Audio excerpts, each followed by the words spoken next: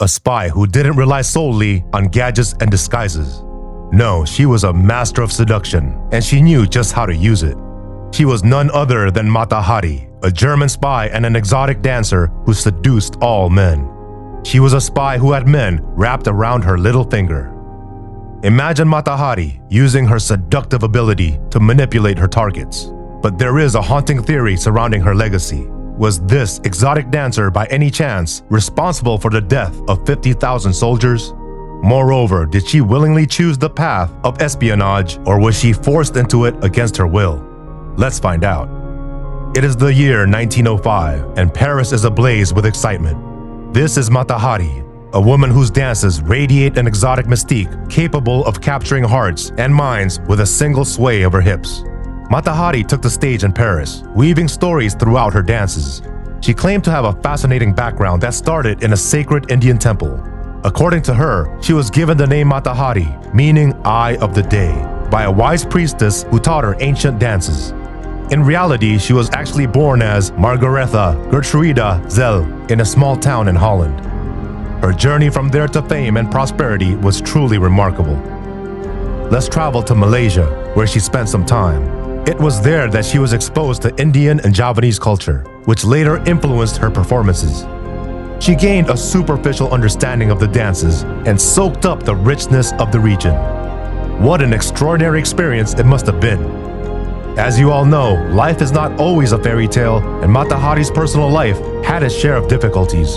Her relationship with her former husband, a soldier in the Dutch army, was unhappy and filled with infidelity and even abuse.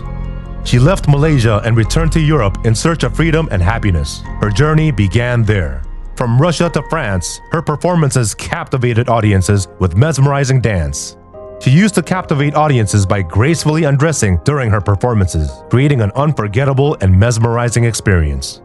In the midst of World War I, being a Dutch citizen in a neutral country had its perks.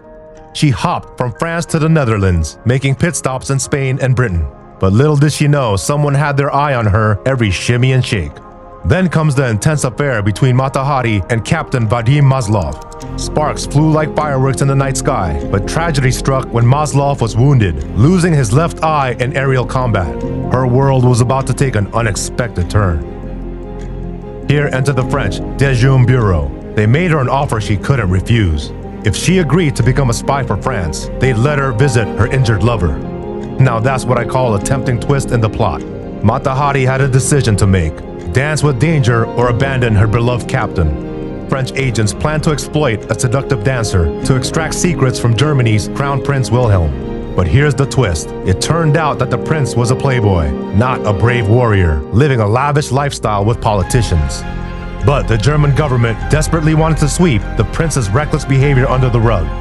They even had plans to label his father as cuckoo and kick him off the throne.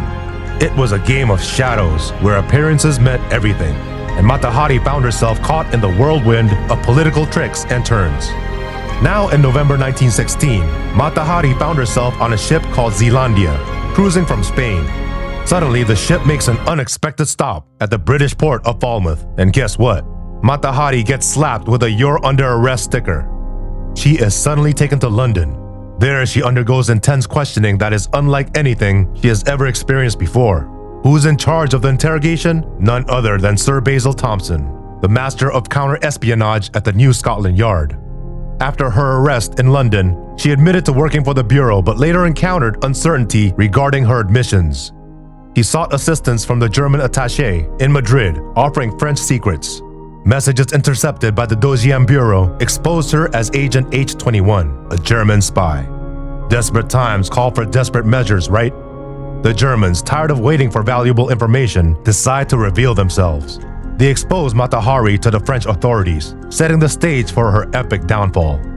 It's February 1917, and inside St. Lazare prison. There she was accused of being a spy. But what did she do, you ask? The courtroom became the hottest show in town. She stood accused of divulging vital information about the Allies' formidable new weapon, the tank. Can you imagine the chaos that ensued? It was alleged that her actions led to the deaths of 50,000 soldiers. The weight of these accusations pressed heavily upon her, casting a dark cloud over her future. And then it happened. The verdict dropped like an explosion. Death. She refused the solace of a blindfold. She met her fate head-on, facing the firing squad. In the midst of war, this enchanting woman stepped into the spotlight. Some said she was a German spy, while others claimed she worked as a double agent for the French. But guess what? The Germans thought she was a failure, while the French called her the greatest woman spy of the century. Who's playing who? And we wrap things up. It was clear that the danger, passion, and secrecy were Mata Hari's companions. We can't help but wonder, was she truly the cunning spy she was portrayed to be, or a pawn caught in a larger game of deception? What do you think? Comment your thoughts below.